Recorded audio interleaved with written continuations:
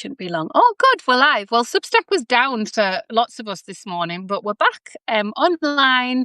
I think they must have been doing some bits and bobs while everybody else was asleep in America. But in the UK, I had so many messages being like, "Is Substack down for you? Is everything okay?" But we're here now. And I invited Claire to come on and just have a little lunchtime chat with us about personal storytelling and the work that she does in that area. I thought it would be really interesting for you guys because we're talking about this a lot at the moment over at Sparkle and Substack. We've got Amy Beeson coming in on the 3rd of November into the membership to talk about brand storytelling and how that all fits together and how we can create a personal brand to protect ourselves. But this is slightly different, and I just wanted to give Claire some opportunity to talk about what it is that she offers and give you some food for thought about personal storytelling. So welcome, Claire. Thanks. Lovely to be here. It's such a nice thing to do, isn't it? Like when you've chatted, we've met each other in person as well, but when you've chatted on the internet for ages and then you're like, let's just jump on a live and kind of bring it to everybody a bit, it's just a bit easier, isn't it? So for those of you those are the people that don't know who you are in the world and what you're writing about. Do you want to just give us a little bio about yourself and what brought you over to Substack? Yeah, sure. So I guess I've been writing in some way, shape or form for a very, very long time. A lot on the internet, as we do. But my background is law, so I was a lawyer for 12 years. So people often say to me, "My goodness, that's a big pivot. Like, how did that happen?" But I think, when I was a lawyer, I was all about the words, the right places. And I realised that actually my love and my passion lay in words and storytelling and writing. So that was why I changed course, I suppose. And I just really like Substack. It just feels like as a platform, it suits me really well. I'm on lots of other platforms and I use them too, but the community part on Substack feels really, really good. So Yeah, that's it feels really nice, doesn't it? And what's the name of your Substack, Claire? It's called At Heart. Perfect. Because I'm a writer at heart, and I share stories that are vulnerable, honest. I lay myself bare quite a lot, and I write about failure, about being good enough, running a lot. If you follow me for a while, you'll know that, and mental health, and just the kind of realities of life, really. So when you're coming to the keyboard just to help us understand and you're thinking about you want to tell a story, how are you gauging that in terms of how deep you're going to go? Like you talk about laying everything bare, being quite vulnerable with it all. How do you manage your own sense of self in that, and how do you then connect to the story that other people will land with and connect with? Yeah, I love that question. And it's a question I get asked a lot. I think boundaries are so important. And I have discovered, particularly recently, that my boundaries are mine. I can choose exactly what they look like. Yeah. And there are some experiences that I would love to share at some point down the line, but not yet. So it's just about kind of being really intentional about how you identify what those things are. Journaling helps me a lot because that helps me get stuff down on the page and gives me a sense of, oh, maybe it's too raw. It's not ready for the world yet. There's that quote, isn't there? You share from the scar, not the wounds. It's just being really intentional and boundaried and setting aside the shoulds.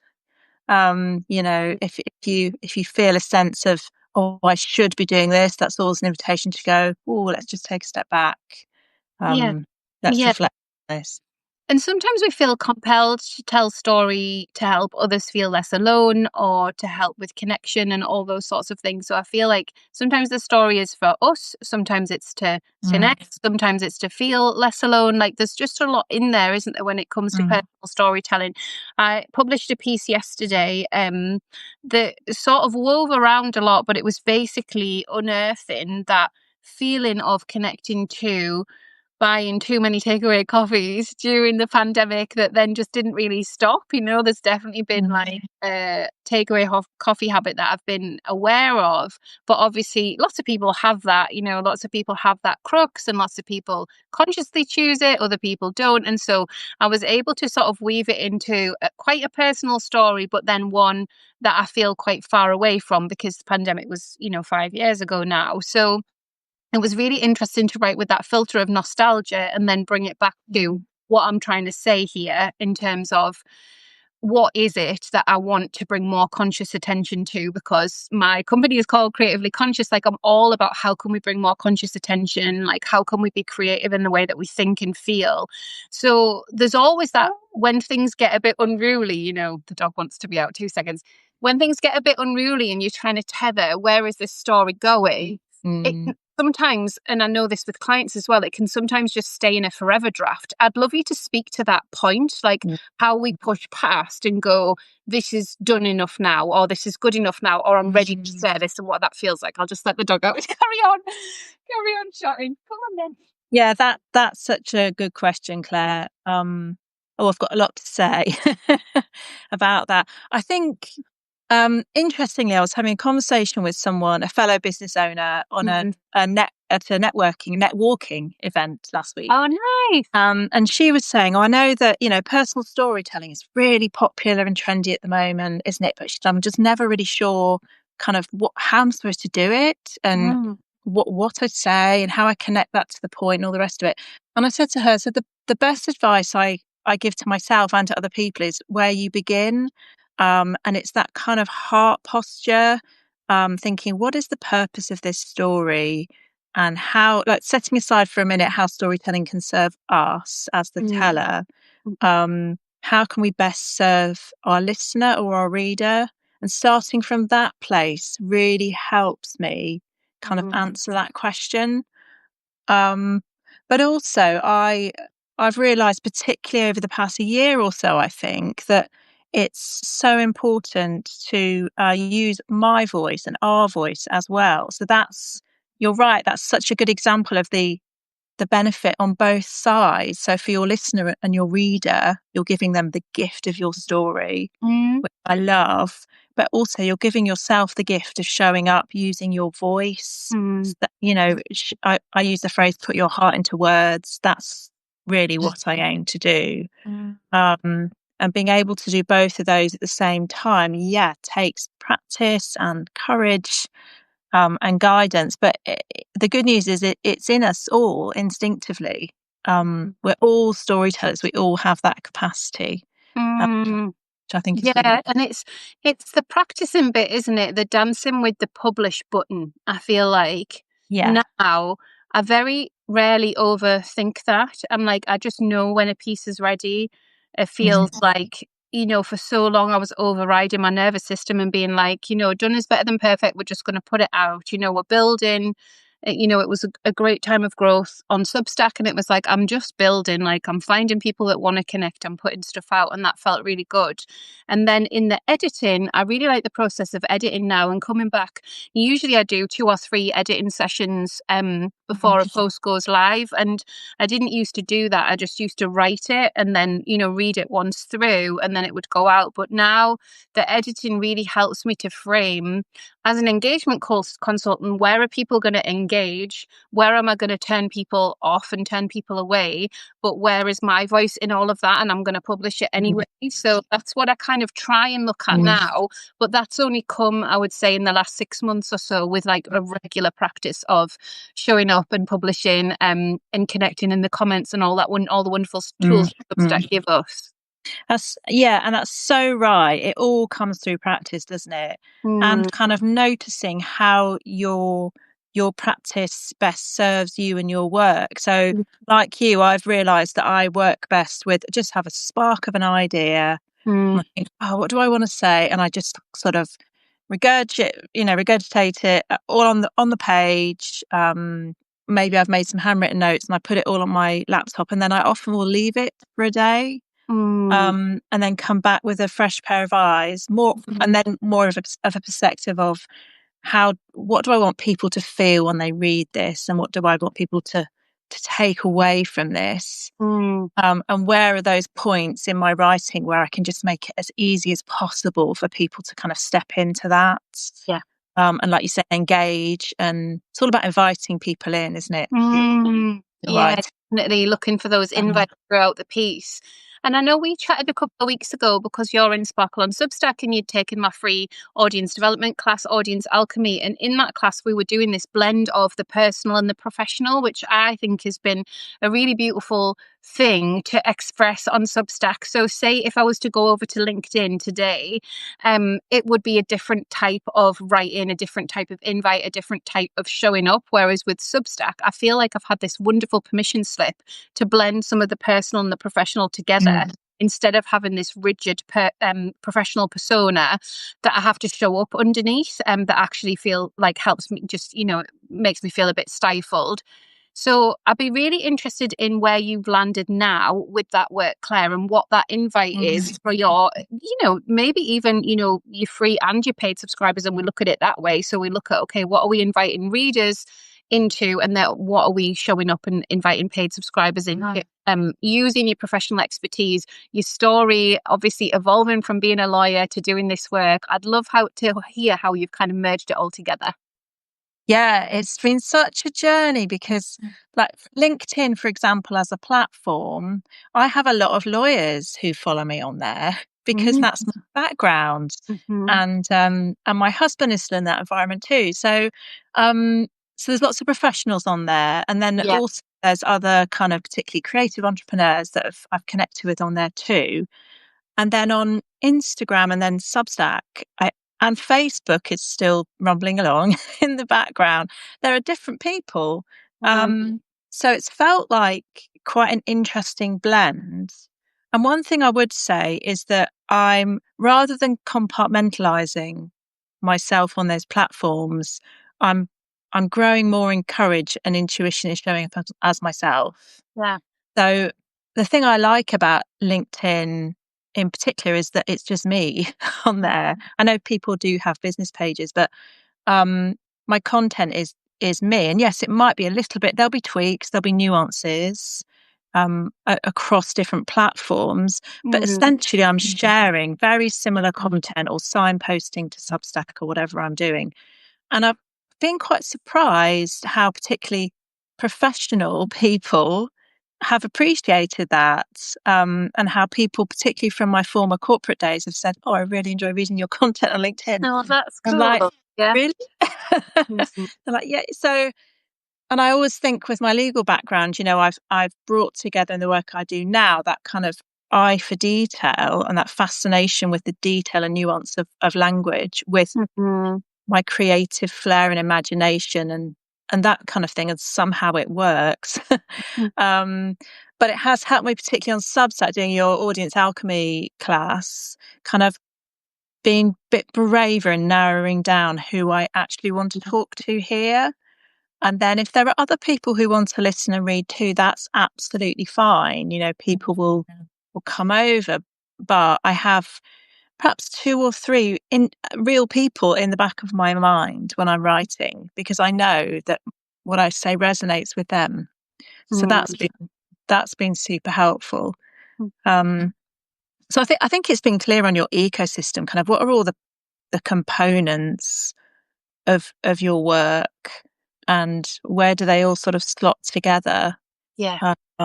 and not being afraid to kind of go to show up in different spaces as yourself and say, this is what I'm offering, this is what I'm saying, Mm-hmm. Mm-hmm. um, Yeah. with the nuance to best serve that particular audience, I suppose. Yeah. And I think like you alluded to and like we talked about in the class, getting really clear on who is showing up and why, and quieting in the noise of some of the other people that will just always be the people that hang out. Like Mm. when I first started teaching about Substack, primarily my Instagram audience was friends, colleagues, a few sort of followers that I didn't really know who they were. And definitely a few of my Northeast based colleagues joined in with some of the classes that I was doing and took interest. But usually, for the most part, they were entrepreneurs. So they had businesses. They saw it as a business savvy opportunity to lean in, like they trusted me. And so those were the people who were more like the independent artists and people that were freelancers, they took longer to kind of warm to Substack as an idea, Substack as a Mm. tool for self expression, Substack as somewhere to put their energy and their time. And I do think that that massively helped me in terms of the language that I could use to say to people, look, this is a really beautiful opportunity for connection. If you are at capacity and you barely have time to post on any social media, then no, you're not going to sit and write a Substack post. But if you run a business that affords you some space and time to think about your wider content ecosystem Mm. and longer form content, which Substack is so great at giving us a house for, then that's perfect. And so even that in the early days, seeing the names of the people that turned up and seeing the names of the people that purchased replays and that sort of thing gave me a bit of a firm foundation. And then cut over the top of that, my passion for staying creative and taking care of our well-being, not burning out, and being able to weave that stuff in as well and say, look, the internet will convince you should never sleep, and you'll be, constantly creating content, and then your Mm. website's out of date and you've got that to do, and then now you need to start a Blue Sky account and all of this other stuff. Whereas actually, if you're grounded in personal story and you know exactly what your North Star is in terms of what you're flashing up for people, then you should have the confidence to know that they will be ready to turn around and find you. And I think Mm. you've definitely got that in your work. Like, I feel like it's so clear what it is that you're offering. And then the bit for me that I find curious and interesting in myself is that there's a skill set there that if I'd found you, 5 years ago, that would have been what I needed. But I didn't know that at the time. So it's that thing, like, you don't know what you need, do you, until you sort of Mm. start getting stuck or start questioning yourself or start asking yourself, is this the story arc that I'm leading with, or should I Mm. talk about things in this way? Um, have you got your paid subscriptions all set up and turned on now, Claire? I've lost track with it all. Yes, I Mm-hmm. have. Mm-hmm. Yeah, yeah. And what So are those sessions? What are you doing with that part of it all? yeah, so I've created a virtual space, I suppose, called the Story Space within my At Heart Substack publication. I wanted to keep it quite gentle, quite light touch, because life is busy. But I really wanted to give people some tools and inspiration and encouragement, I suppose, to help them use storytelling more Okay. um, in whatever their space might be. So it will often be in a work context, Mm. perhaps in a leadership context, or a life context. It's one of those wonderful tools that really translates so well. So in the story space, I do Zoom 90-minute Zooms kind of every term, I think. Ought to know that information off the top of my head. Yes, I've got those scheduled, and it's just 90 minutes to show up, have a bit of input from me around storytelling, and then lots of journaling because that is my go-to tool. And then my hope is that people will walk away from the session with some kind of story-led content that they can go off and use, whether that's content on a platform like Substack or LinkedIn, other platforms we've mentioned, or whether it might be um, I work with someone who wanted a story to use in a kind of a team presentation. Um, there's so many different ways to use it. So I do that every term, and then I also do what I call a Story Sparks email twice a month with some prompts and tips and tools that you can go away and use. And also sharing one of my stories around personally around my business and kind of breaking down how I've done that and Mm. what it looks like. So Beautiful. So say if I was launching something new, I'm just thinking about the type of people who I know will be tuning in and will be kind of working all this through their system. So they might have something new. It could be a new paid offering, it could be a new project, it could be a new artwork, it could be anything new, but it's brand new. And they want to plug some sort of personal story into why they have created that, like tell Mm, people about the why, not just show them the thing. Do you have ways in that would help them to sort of articulate that? And how deep can they go with that? Like, is that like we've got some sort of starting point? So I'm thinking about audience alchemy, for example. So I've created audience alchemy because behind the scenes, I work across platforms and I'm known as the Substack person that you can go to. And so I wanted to give people the holistic, especially business owners, the holistic of working across platforms because it actually is a relatively light lift in loads of ways and people don't realize that. So just the way my brain works things out. So I would start with like, that's the fact. Like, that's why I wanted to create it because I feel like it's important for business owners. I don't want people to burn out. I want people to use their creativity. I want people to know how to outsource. But then the personal story in there, where do I pull for that, Claire? Like, how do I mm, get into mm, that? Where am I? Like, that's the what, but it's like, but why? Like, why? mm, Far back do I go? Like, do I talk about my career? Do I talk about being a mum? Like, where do I go with that stuff? mm, mm. I think you can talk about anything. Mm, I would start with a couple of things. One is kind of the emotion. So how are you feeling in this story? Can you identify that emotion? And is that the emotion you want to invite your listener or reader into? How do you yes, feel? magical. It's magical. That's why it's called audience alchemy because I Yeah. think the internet is magical. And I've had so many different magical connects with loads of people across the world. And that's one of the things that I always wanted. When I was working just in the northeast of England, occasionally in London, a little bit internationally, I was like, I just want to work internationally more. Like, I love connecting to different cultures, to different people, to understand different like ways that people live their life and design their life. So that was the piece, like the piece of alchemizing your audience globally that got me excited. Yeah. Yeah, that's lovely. So thinking about that feeling, the best compliment someone can give me when they read a piece of my content, whatever that content might be, would be I feel seen, or Mm. into words how I feel, and I think, oh yes, so it's so important to think about that, and then also kind of the purpose behind it. So Oh yeah. um, it might be that you're just sharing a personal story just to provide that connection to allow people to see Mm. you and to get to know you. A bit of context. Um, Yeah.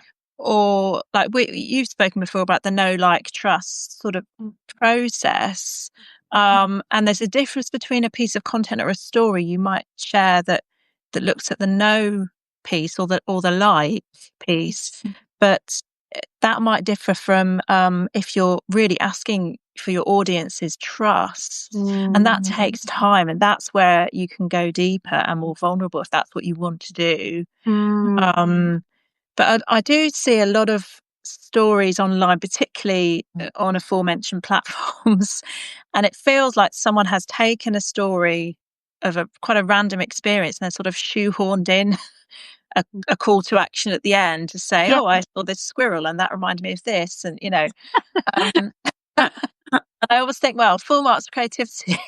Yeah. Yeah. Brilliant. Like hooking us in to want to read the Yeah, thing. Now you're yeah, telling us yeah. about the thing that you offer. Yeah. Yeah, Yeah. but I also think actually I want to connect with something real. So if you are going to tell me a story about a squirrel, for example, Mhm. I just mentioned that because there is a squirrel doing laps around our garden. Um, you know, tell me something real about you. Like what was your experience, or what's an experience you've walked a client through, or something. That makes it far more You got to relatable. you got to bridge it a bit. So it's like there's a Yeah, squirrel running around my office. It's a grey one, not a red one. The red ones are endangered. Once upon a time, this career didn't exist. Now it does, but we've got to take care yeah, of it the same way. Bring it all back round again. I mean, that was so. yeah, yeah. But yeah, No, red squirrels you're unite. right. Yeah, yeah. Rather than just going, there's a red squirrel, and therefore, here's the lesson in business connected to the Yeah, squirrel. yeah, yeah. So it's like laying that Yeah. out.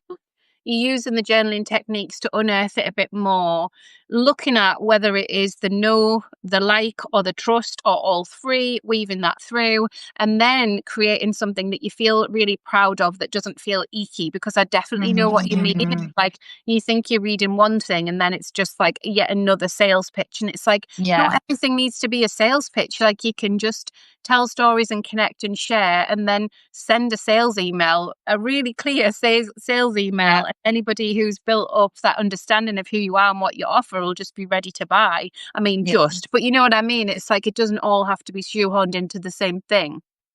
Absolutely, yeah. And there's another creator I follow called George Cow. I don't know whether you've come across him. No. He talks about sort of he separates out kind of heart-led content that's more of a Mhm. kind of service piece from sales content. Yeah. Uh, and it's really clear which is which. And I really like that because, like you, I've struggled so much over the past few years about with selling. I just find it so difficult. Uh, Mm, so sort of reframing that into that sort of, here's what I'm offering you completely for free, just because I want to share this with you. yeah. Um, to this is I'm selling something to you today, and it's Yeah. still a Yeah. basic service, And but being really clear in yeah, that. Yeah. And yeah, I think yeah, clarity is kindness. I really do, especially yeah. in an online world. Last year I got called out on notes quite a bit for my sales emails because I was selling about Substack, but at the same time, like, I totally stand behind the business that I've Mm, created and the work that I do. I think I'm really good at it. And if they've ended up on my email list because they've signed up for a free thing, then they've had the free thing. Like, they don't have to be sold to, they can leave. Like, it genuinely is an active service to create the free things for thousands of people. But then also, I'm allowed to have a business and I'm allowed to yeah, tell people this is the deadline to sign up, because it is. And if you don't sign up by this deadline, I am putting my price up in January, or whatever it was. It was something around that they sort of took umbrage to. And everybody piled on, not everybody, but obviously in my sensitive little nervous system, I was like, oh my God, like, I've never felt worse. This is awful. I really want to ring them and explain. And then you realize that people just take what they want to take. But the mm, fear of that happening again really had me in inertia for quite a while, because you feel like you've told your stories, you've set out your stall, you've given all of the free stuff that you want to give out, but there will just be the odd person that just takes what they want to take from what they've seen, because we can't curate everything, and then, like, have something mm, to say about mm, it. And I think writing online, it is what holds a lot of us back. But I often say to my clients, they're not for us. Like, if they were for us, they'd be in our world and they'd want to stay in our world, and they would have, like, spent time getting to know who we actually are rather than making a snap judgment. So mm, it just can be quite complicated in our nervous systems, I think, anyway, telling stories online. And then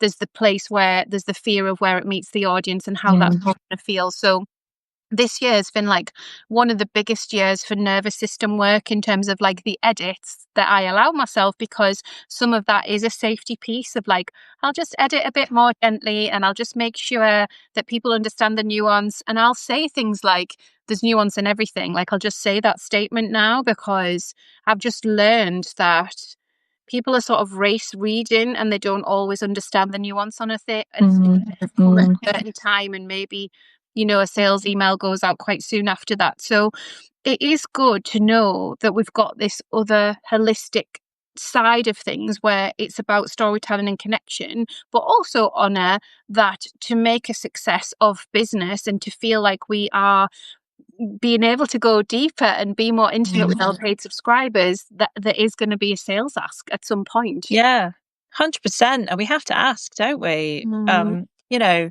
And knowing that the reaction of that other person is 99% about them and mm, probably not even 1% about you. And I've had mm, that experience, and it kind of, I think often because we exist in a bit of an echo chamber, yeah, it doesn't happen very often. So when the first time someone direct messaged me to say, "Oh, I read this," and it, basically went off on a rant, I was a bit like, "Whoa, okay, that's yeah. really interesting. So how am I going to react to this?" Mm, And also understanding that that was all about her and her situation, and really I was just a little bloody yeah, trigger. yeah. That. So, and Yeah. it's hard. It's really hard, I Mm-hmm. think. Mm-hmm. I think just like you say, tightening up those boundaries around what the piece is that exists separate to us. Like the version of us is live on the internet right now, and we are like, here we are, it's live, it's happening. But the versions of us that will post in the future and posted in the past, that was a piece of art, a piece of work that we've put out, and it connected with who it connected with at the time. So Yeah. yeah, I think storytelling actually can be like a really beautiful, comforting cloak in lots of ways because the piece is embedded in story then rather than embedded in your living, breathing reality right here and now. Like this doing a live is probably the most exposing, like showing up that you'll do. Whereas with storytelling, like I think there's lots of comfort in it, Claire. Do you? Yeah, absolutely. And it reminds me of one of the reasons I love individual stories. They're just so, they make up pieces of who we are. They're so True. precious and so unique as well. And you might think, who wants to hear a story about my everyday moments of my life? But the truth is, people do, and they find the connection in those ordinary details. Mhm. Um, We have because to be they're we really, have to be careful what we're telling ourselves as well. Like sometimes with the stats, I've like fallen foul to like looking at the stats and thinking, oh, this isn't being very well received. But then I'll get the most beautiful message from somebody who's I really loved this because of X, Y, and Z. Quite often on the audio stuff that I do, because the audio isn't heavily engaged with the same way as posts might be. So I definitely had like a vulnerability to move past with that.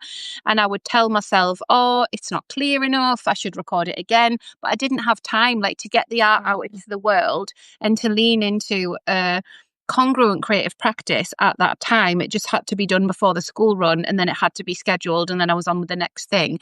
So I think inviting people to witness, comment, drop you a DM, like tell you what is connecting for them is part of the practice of showing up and feeling confident in that. I definitely found that in myself.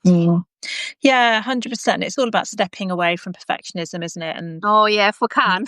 yeah, if we can. And I've noted I'm trying to post weekly at the moment, Mm, which I'm sort of managing 2 or 3 a month. But I have noticed the more I post, the easier it gets yeah. because my time is limited, and therefore I have to sort of try and switch off some of the overthinking. And like you were saying, once that piece of art, whatever we create, once it's in the world, it's having the confidence to go, there you go, that's it. Now what's next? And I try not to read back things I wrote a few years ago because they'll make me wince. Will uh, they? See, I just feel yeah, so proud of that person. Like I've definitely moved through that and I definitely had the wincing. And now when I go back, I'm like, you didn't know. Like there's a yeah, naivety, there's yeah, a wide-eyedness, there's so much hope, there's so much anticipation. And now I'm like, you did so well. Like you just, yeah. I was saying to Amy last week that I'd literally written down to the minutiae of detail, like what I was going to wear on my first video, when I did my first course, that there was going to be a plant in the background, that I would have a mug. Like I'd planned it out to the nth degree. Now I just literally show up and like, hopefully my husband brings me a cup of tea if I'm up here too long. But yeah, it's like the showing up, I just can feel really proud of myself. So I don't know whether that's a helpful reframe for you, but I Yeah. know that when I sat with it a bit more, it was for me the fear of people that I was being commissioned by seeing it. So there was a mismatch because at the time I was still working on commissioned work, and my commissioned self is very different to this version. Like it just is.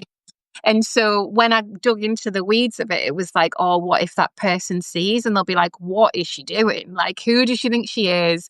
Who's going to watch that? Like 3 viewers, like whatever else. But of course, you've got to go through some of that to get to the place where you feel like you're able to hold a bigger amount of people. If you posted just to 3 viewers and then all of a sudden that went viral, your nervous system would be shot because there is that beautiful time of just Yeah. showing just a handful of people, Yeah.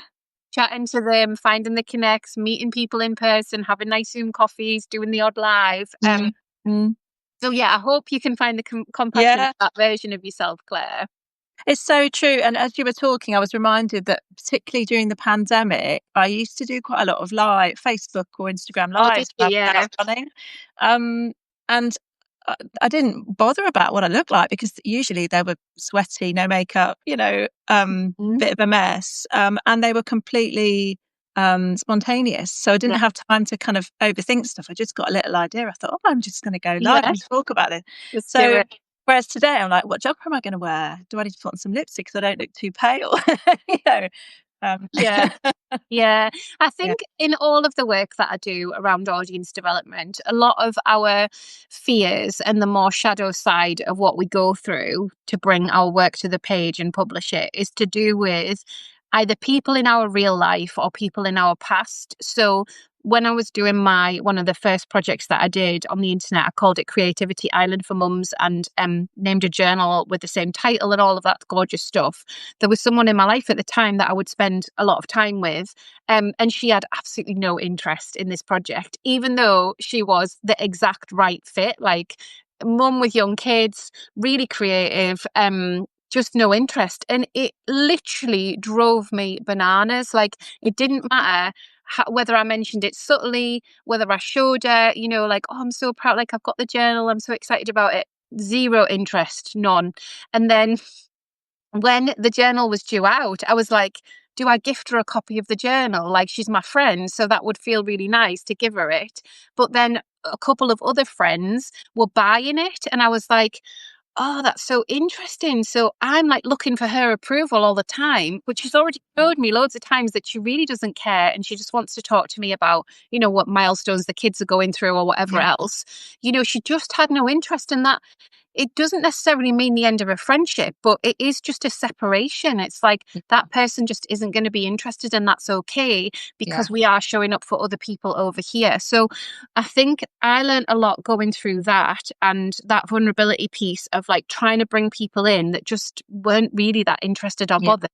Versus being a beacon for the work, this is my human design as well, being a beacon for the work and knowing that my right people would find me and trust in that Mm. process a bit Mm. more. It's so true. And that also comes from being really confident in your own story and your True. skill and Mhm. who you're talking to. And Mhm. yeah, just standing in that and that trusting your intuition and that takes time, doesn't it? It's a Yeah. process for sure. Yeah, it definitely Yeah. does. Well, it was so beautiful to check in with you, Claire. If anybody wants to go over and follows Claire's Substack and connect to the deeper paid offer, I think it is a really beautiful compliment to us writing regularly on Substack and to us questioning some of the other tools that Substack give us, like the live video, but also like reading our work aloud. So a lot of my clients, they're still at the place where it feels terrifying to read read their work aloud because that's their voice, and they're frightened that if they start reading it, they'll want to change it all of that sort of stuff. And I think being grounded in personal story and owning what it is and why, doing the Mm. work around your values and doing the work around this story isn't going to be for everybody and that's okay, can be massively helpful to the confidence piece that you need Mm. to show up more regularly and definitely consistently as we, battle all the algorithms that we battle online, focusing on those beautiful Yeah. that we have and new people coming into our spaces every week as well. Mm. Absolutely. And just to mention as well, I'd completely forgotten about this, but I'm doing a journaling workshop in a couple of Oh, weeks nice. on the 4th of November. It's completely free to free subscribers. Nice. So again, it's just an invitation to kind of dig more into your story. Well, I'd love to And come. yeah, That'll be right up my do that. street. Yeah, yeah. Perfect. Yeah, I feel I can like drop a link in the comments. Yeah, perfect. So we're going to post the replay of this live if you miss it, but obviously if you subscribe to Claire, you'll get the updates about that. Yeah. But I think showing up to the page, showing up and just chipping away at this work, cultivating what it is, brings loads and loads of breakthroughs. Like you've seen how Claire mentored me live on the call when I was saying, well, it's this and these are the reasons. And those are the things that we can sit with longer term. We don't have to have it all figured out for our about page. We Mm. can show up, say what we know, dive more into the practice and the process of posting, and then circle back to the about page and say, do you know what, actually, like, this is it. This is the anchor that I want to describe to other people and what I Yeah. want to be known for. So yeah, perfect. Thank you, Uh, Claire. Wonderful. Thank you. It's been I'll it's see been you a again soon. joy. It's been lovely. Thank you. See you soon. Bye. Bye.